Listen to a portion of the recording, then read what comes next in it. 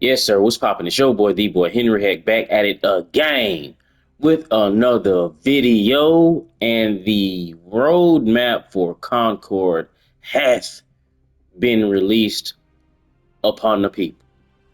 The things that they outlined inside of this roadmap are pretty standard. What was to be expected inside of a game like this moving forward.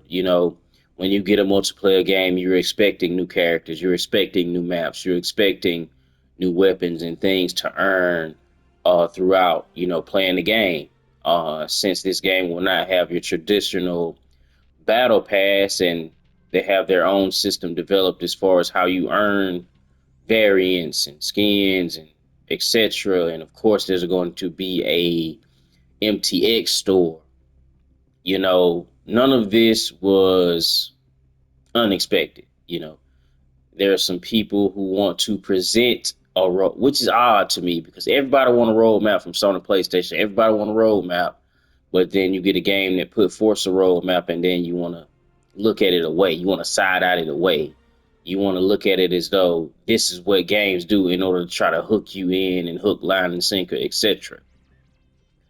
And I just don't agree with that. Like I said, this is what was expected.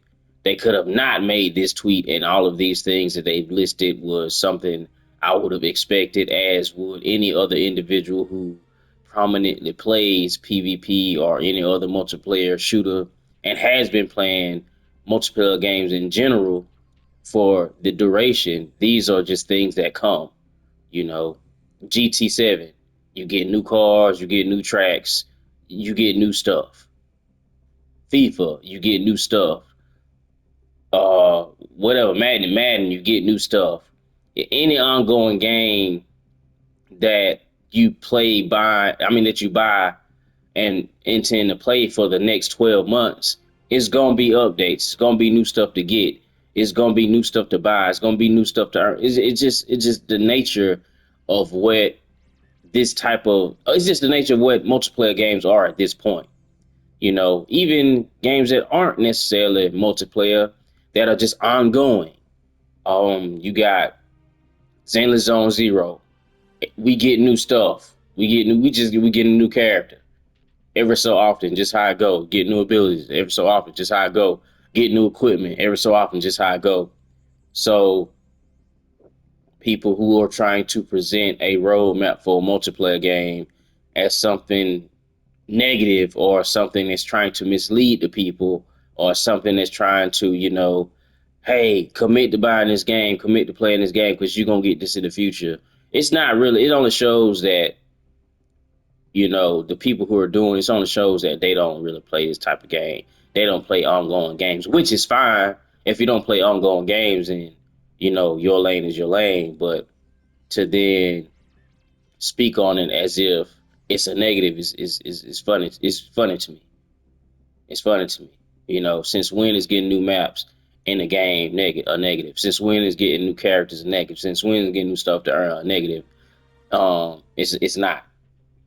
It's not. And like I said multiple times, I can pay $40, $50 for this game, $60 for this game, and play it for a year, and I will get my money's worth because I've paid $60, $70 for a game and played them for a week and a half and not touched them again after I've beaten it. So if I pay the already reduced price for this game as far as retail is concerned, and I get a year worth of content, a year worth of enjoyment out of this game, that's a dub. That's a dub. And you can say, oh, well, expectations are different since it's an ongoing multiplayer game. And I'm 50-50 with you on that, because anytime I do buy one of these games, I buy understanding that if people ain't playing, they not gonna support it. It's just the nature of the business. They are not about to keep supporting the game that people aren't playing.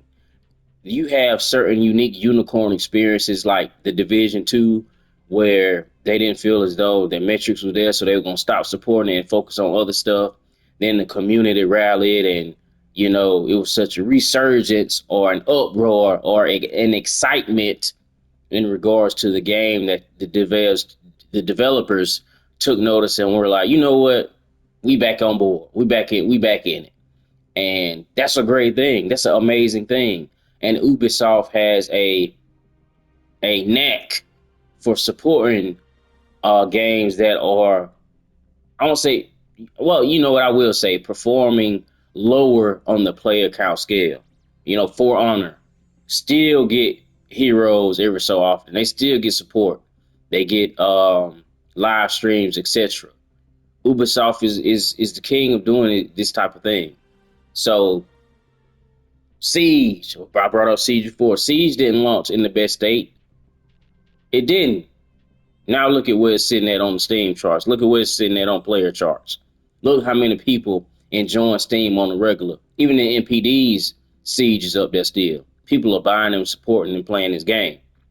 So though initially day one, it could be a situation where first 3 months or whatever, the player count isn't necessarily there, but as long as the developers, I said developers and PlayStation and Sony are in it to support it fully and capitalize upon suggestions of the good suggestions. Not all suggestions are good suggestions.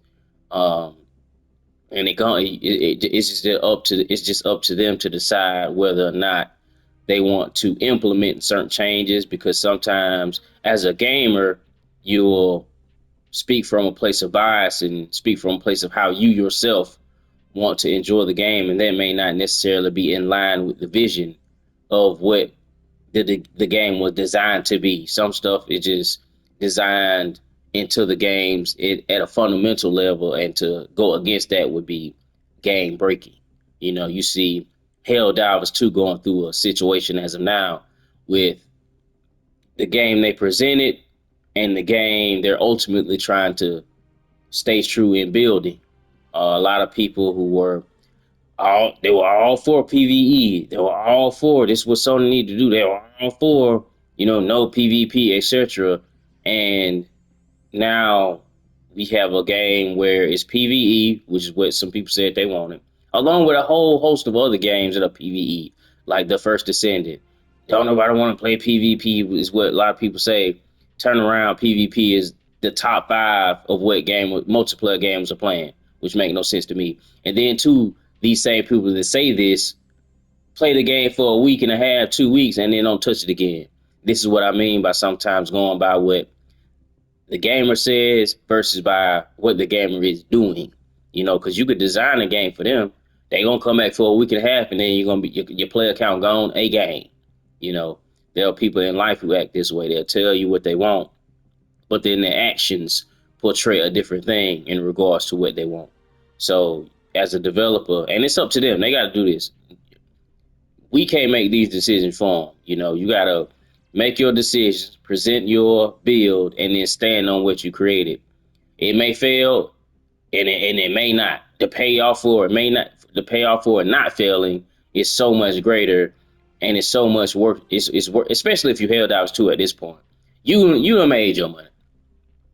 You have made your funds. Because there is no way that they expected to have the amount of support and make the amount of sales that they have made at this point. Helldivers 3, if they wanted to, is funded already. You can't tell me it's not.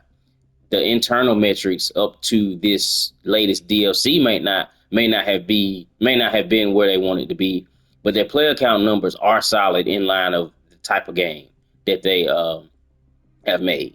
So and I keep bringing them up because they're like a PlayStation game, and it's the other side of the coin being PVE, which is what people say that they'd rather have. But back to Concord, I'm excited, even though none of this roadmap news was new stuff to me. It was nothing, as I've said 4 times at this point, it was nothing out of expectations. Main thing for me is they remain vocal, they remain transparent, and aside from all this other stuff, they also have to really figure out a hardcore ranked or whatever they want to do. So they gotta figure that out, because running into it, doing casual playlists over and over and over with no real aspiration to like unlock certain ranks or be in the upper echelon of player who takes the game more serious than your casual player. Uh, it's gonna be if they choose to like try to bring it out. I don't think they should try to bring it out later. I think they should have that out immediately. Any other time that we have games with PvP that want to bring these things out later, it enters into an early sense of lull. Even Destiny 2, there was no trials at the beginning. People complained, people were pissed. X Defiant, there was no ranked in the beginning. You got to have Call of Duty. You got to have that rank out the gate, and that's another thing that they could utilize to set them apart from other people, the competition. Have that rank, have it solid too. Don't just have it solid and ready to go. Have it finished and ready to go. So that way, a lot of us guys can jump in. We'll hop in the casual playlist, get warmed up, you know, play 3-4 until all the rest of the homies hop in. Play 3-4, get warmed up and acclimated. Homies hop in, jump in, and go to work for the next 2, 3, 4 hours. Go to work, ranking up, letting the people see, being able to post and share all rankings, gameplays. You got to have that in a PvP. You got to have that other side of the coin where the upper echelon of gamer are spending their time inside of that PvP game, because it's a PvP game. Don't nobody want to play pubs for the duration. That does tend to get a little boring. And I don't remember speaking to anything specific as far as SBMM, but pubs is fun. But when it's you and the homies in pubs, after a little while, it get boring. Because if you got a full stack, it get to a point to where, unless you're going against another full stack, there is no challenge. There is no challenge. If you're a full stack and you going against randoms, it's going to be a clean sweep every time. Every time. Not saying that won't happen inside of ranked, but the skill of the average person inside of a ranked playlist is usually a couple of tiers higher than what you'll find on a casual playlist. It's usually a couple of tiers higher, you know, and that's just speaking to a challenge aspect, because if I'm solo queuing, I'm gonna hop in the casual, left, right, center, and focus on uh, leveling up my play and focus on trying to. Well, they don't have this, but as far as like play of the game and streaks and stuff, which they should god darn implement.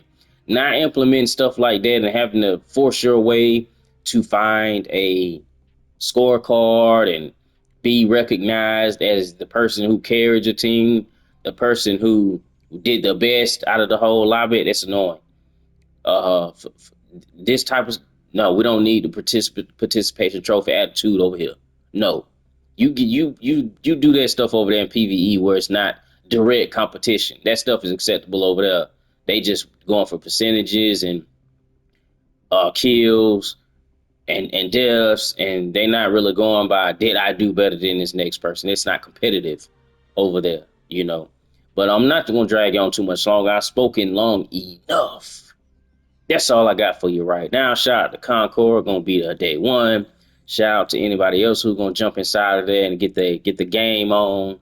I'm surely going to attempt to have a party, a fire team to regularly dive into this game and stream it and create content around it and make it my multiplayer gaming home.